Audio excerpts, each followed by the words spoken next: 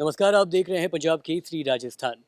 देश के उपराष्ट्रपति जगदीप धनखड़ के अचानक इस्तीफे के महज 3 दिन बाद ही चुनाव आयोग ने उपराष्ट्रपति पद के लिए चुनावी प्रक्रिया की शुरुआत कर दी है। चुनाव की तारीखें जल्द ही घोषित होंगी और इसके साथ ही एक नई सियासी कवायद भी शुरू हो चुकी है। अगला उपराष्ट्रपति कौन? फिलहाल सबसे बड़ा सवाल यही है कि क्या भाजपा अपने कोर कार्यकर्ताओं को इस पद पर बैठाएगी या फिर किसी सहयोगी दल को मौका देगी। सूत्रों की माने तो भाजपा इस बार भी किसी मजबूत और विचारधारा से जुड़े चेहरे को आगे लाने की मूड में है। इसी दौर में सबसे प्रबल दावेदार के रूप में नाम आ रहा है कर्नाटक के राज्यपाल थावरचंद गहलोत का। दलित समुदाय से आने वाले गहलोत न सिर्फ लंबे समय तक राज्यसभा में नेता रह चुके हैं, बल्कि मोदी सरकार में केंद्रीय मंत्री भी रह चुके हैं। मध्य प्रदेश से आते हैं और जातीय समीकरण में भी एकदम फिट बैठते हैं। वहीं दूसरा नाम है सिक्किम के राज्यपाल और राजस्थान के वरिष्ठ नेता ओम माथुर का।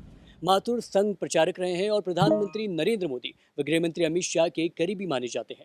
वे गुजरात में भाजपा के चुनाव प्रभारी भी रह चुके हैं।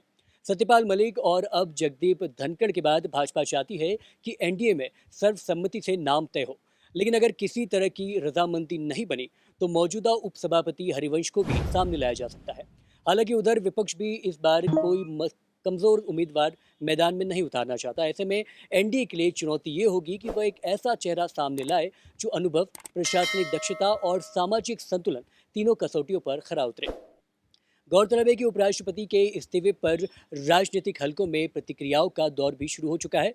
डूंगरपुर बांसवाड़ा से बीएपी सांसद राजकुमार रोत ने भी इस मामले में एक्स पर एक पोस्ट शेयर किया है, जिसमें उन्होंने लिखा, संसद के चालू सत्र के दौरान जगदीप धनखड़ जी का उपराष्ट्रपति पद से इस्तीफा देना दुर्भाग्यपूर्ण है। दिन में सदन चलाना और उसी शाम को स्वास्थ्य कारणों से पद छोड़ना देश के किसी भी व्यक्ति के गले नहीं उतर रहा, चाहे कारण कोई भी रहे हो। लेकिन ये घटना हमारे संविधान और लोकतंत्र की आत्मा पर गहरी चोट है। लोकतंत्र की मजबूती के लिए संवैधानिक संस्थाओं को कमजोर करने वाली ऐसी गलत परंपराओं को रोकना बेहद जरूरी है। ऐसे में दोस्तों, अब सरकारी नजरें चुनाव आयोग की तारीखों और भाजपा की अगली चाल पर टिकी है। उपराष्ट्रपति कौन बनेगा, ये सिर्फ एक संवैधानिक सवाल नहीं बल्कि 2029 की बड़ी राजनीतिक तस्वीर की झलक भी दे सकता है। ज्यादा अपडेट के लिए देखते रहिए पंजाब केसरी राजस्थान। नमस्कार।